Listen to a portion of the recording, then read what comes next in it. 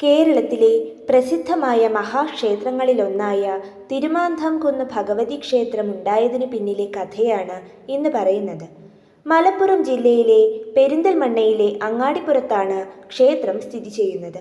ചെറിയൊരു കുന്നിൻ മുകളിൽ സ്ഥിതി ചെയ്യുന്ന ഈ ക്ഷേത്രത്തിൻ്റെ ഐതിഹ്യം, വിഗ്രഹത്തിൻ്റെ പ്രത്യേകതകൾ തുടങ്ങിയവ മനസ്സിലാക്കാൻ വീഡിയോ മുഴുവനായും കാണാൻ ശ്രമിക്കൂ. സൂര്യവംശത്തിലെ മാന്ധാത രാജാവ് വളരെ കാലത്തെ രാജ്യഭരണത്തിനു ശേഷം ഭരണം കൈമാറി സന്യാസം സ്വീകരിച്ചു. ശേഷം ശിവനെ ധ്യാനിച്ച് തപസ് ആരംഭിച്ചു. അദ്ദേഹത്തിൻ്റെ തപസ്സിൽ സന്തുഷ്ടനായ ശിവഭഗവാൻ മാന്ധാതാവിൻ്റെ മുന്നിൽ പ്രത്യക്ഷനായി ഇഷ്ടവരം ചോദിച്ചു കൊള്ളാൻ പറഞ്ഞു. അതിന് ലോകത്തിലെ ഏറ്റവും വിശിഷ്ടമായ ശിവലിംഗം തനിക്ക് മരണം വരെ ആരാധിക്കാനായി നൽകണമേ എന്ന് മാന്ധാത പ്രാർത്ഥനയോടെ പറഞ്ഞു. അപ്രകാരമുള്ള വിഗ്രഹം കൈലാസത്തിൽ പാർവതീദേവിയുടെ കൈവശമായിരുന്നു ഉള്ളത്. മഹാദേവൻ ആ ശിവലിംഗം മാന്ധാതാവിന് നൽകി അനുഗ്രഹിച്ചു. കുളിക്കാൻ പോയിരുന്ന പാർവതീദേവി തിരികെ എത്തിയപ്പോൾ ശിവലിംഗം കാണാതെ അസ്വസ്ഥയായി. കാര്യം ഗ്രഹിച്ച പാർവതീദേവി ഭദ്രകാളിയെയും പരിവാരങ്ങളെയും ഭൂതഗണങ്ങളെയും ആ ശിവലിംഗം വീണ്ടെടുക്കാനായി അയച്ചു. ഈ സമയം മാന്ധാത ശിവലിംഗവുമായി അതിമനോഹരമായ ഒരു സ്ഥലത്തെത്തിയിരുന്നു. അരികിലൂടെ തെളിഞ്ഞ നീരുറവ ഒഴുകുന്ന ആ മനോഹര വനപ്രദേശത്തെത്തിയപ്പോൾ കയ്യിലെ ശിവലിംഗത്തിൻ്റെ ഭാരം കൂടിയതായി അനുഭവപ്പെട്ട മാന്ധാത ശിവലിംഗം താഴെ വയ്ക്കുകയും അത് അവിടെ തന്നെ ഉറയ്ക്കുകയും ചെയ്തു. മാന്ധാതാവും ശിഷ്യന്മാരും അവിടെ ആ ശിവലിംഗത്തെ ആരാധിച്ചു കഴിഞ്ഞു. ഭദ്രകാളിയും സൈന്യവും ശിവലിംഗം അന്വേഷിച്ച് അവിടെ എത്തി. ദേവിയുടെയും സൈന്യത്തിൻ്റെയും കണ്ണു മഞ്ഞളിപ്പിക്കുന്ന പ്രകാശം ആ ജ്യോതിർലിംഗത്തിൽ നിന്ന് ഉത്ഭവിക്കുന്നുണ്ടായിരുന്നു. ആയതിനാൽ കുന്നിൻ മുകളിലേക്ക് കയറാൻ സാധിക്കാതെ നിന്ന ദേവിയുടെ സൈന്യം ആയുധങ്ങൾ മുകളിലേക്ക് എറിയാൻ തുടങ്ങി. നിരായുധരായിരുന്ന മാന്ധാതാവും ശിഷ്യന്മാരും സ്വയം സംരക്ഷിക്കാനായി വള്ളിച്ചെടികളിൽ നിന്നും ആട്ടങ്ങ പിച്ചി തിരിച്ചെറിയാൻ ആരംഭിച്ചു. അവരുടെ തപശക്തിയും ശിവഭഗവാന്റെ അനുഗ്രഹവും മൂലം ആ ആട്ടങ്ങകൾ ആയുധങ്ങളായി ദേവിയുടെ സൈന്യത്തിനു മേൽ പതിച്ചു. ഇപ്പോൾ തുലാമാസം 1-ാം തീയതി നടത്തപ്പെടുന്ന ആട്ടങ്ങയേറ് എന്ന ചടങ്ങ് ഈ പോരാട്ടത്തിൻ്റെ പ്രതീകമാണ്. അപ്രകാരം 15 ദിവസം തുടർന്ന ഈ പോരാട്ടത്തിൽ പരാജയം മുന്നിൽ കണ്ട ദേവി തൻ്റെ വിശ്വരൂപം പുറത്തെടുത്തു. ഭീകരമായ ആ രൂപത്തിൽ ദേവിയുടെ ചെവികളിൽ കമ്മൽ പോലെ ഒരു ആനയും ഒരു സിംഹവും ഉണ്ടായിരുന്നു. ഈ രൂപം കണ്ട സന്യാസിമാർ ബോധരഹിതരായി വീണു. അങ്ങനെ ദേവി കുന്നിൻ മുകളിലേക്ക് കയറി. നിസ്സഹായനായ മാന്ധാത ശിവലിംഗത്തെ മുറുകെ കെട്ടിപ്പിടിച്ചു. എന്നാൽ കാളി തൻ്റെ ശക്തി ഉപയോഗിച്ച് ശിവലിംഗത്തെ വലിച്ചു. ആ ബലപ്രയോഗത്തിൽ ശിവലിംഗം 2ആയി പിളർന്നു. പിളർന്ന ഭാഗത്തു നിന്നുയർന്ന ജ്യോതിസിൽ ത്രിമൂർത്തികളും പാർവതീദേവിയും പ്രത്യക്ഷപ്പെട്ടു. പാർവതീദേവി പറഞ്ഞു, "ഈ വിഗ്രഹം എനിക്ക് വളരെ പ്രിയപ്പെട്ടതാണ്. എന്നാൽ എൻ്റെ ഭർത്താവിൻ്റെ ഇഷ്ടത്തിനു വിരുദ്ധമായി ഇത് നിന്നിൽ നിന്നും അകറ്റാൻ ഞാൻ ആഗ്രഹിക്കുന്നില്ല. എനിക്ക് ഇതിനെ പിരിയാനും കഴിയില്ല. ആയതിനാൽ ഞാനും ഈ ജ്യോതിർലിംഗത്തിൽ തുടരുന്നു.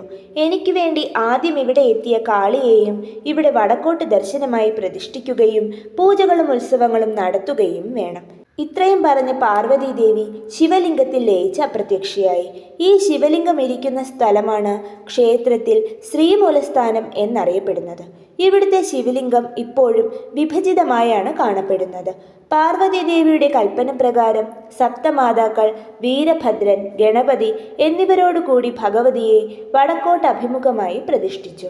മാതൃശാല എന്ന് വിളിക്കപ്പെടുന്ന ഇവിടെ കിഴക്കോട്ട് ദർശനമായി ശിവനെയും പടിഞ്ഞാറോട്ട് ദർശനമായി പാർവതീദേവിയെയും പ്രതിഷ്ഠിച്ചിരിക്കുന്നു.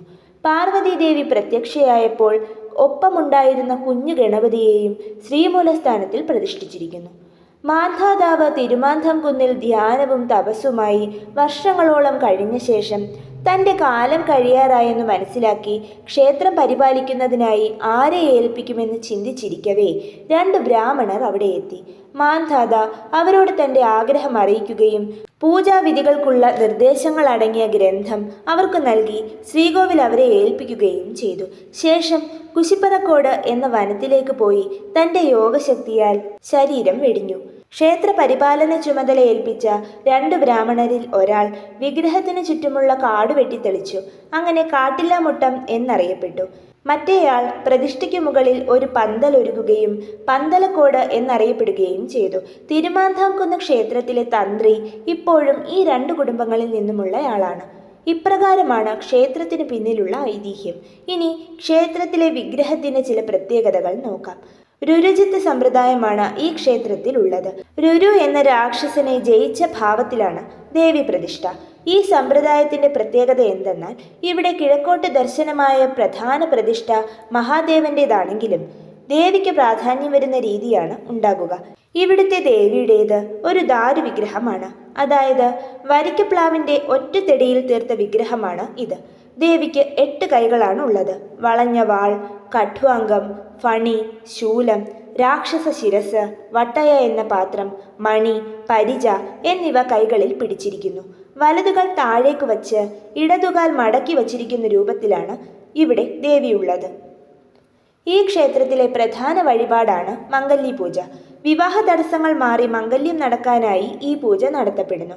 ഋഗ്വേദ ലക്ഷാർച്ചന, ചാന്താട്ടം, കളംപാട്ട് എന്നിവ ഈ ക്ഷേത്രത്തിലെ പ്രധാന വഴിപാടുകളാണ്. 11 ദിവസം നീണ്ടു നിൽക്കുന്ന തിരുമാന്ധാംകുന്ന് പൂരം ആറാട്ടോടു കൂടിയ പ്രധാന ഉത്സവമാണ്. തിരുമാന്ധാംകുന്ന് ദേവീക്ഷേത്രത്തെ പറ്റിയുള്ള കഥയും വിവരണവും ഇഷ്ടമായാൽ വീഡിയോ ദയവായി ലൈക്ക് ചെയ്യൂ. ഇത്തരം കൂടുതൽ കഥകൾ കേൾക്കുന്നതിനായി ചാനൽ സബ്സ്ക്രൈബ് ചെയ്ത് അടുത്തുള്ള ഓൾ എന്ന ഓപ്ഷൻ സിലക്ട് ചെയ്യൂ. നന്ദി, നമസ്കാരം.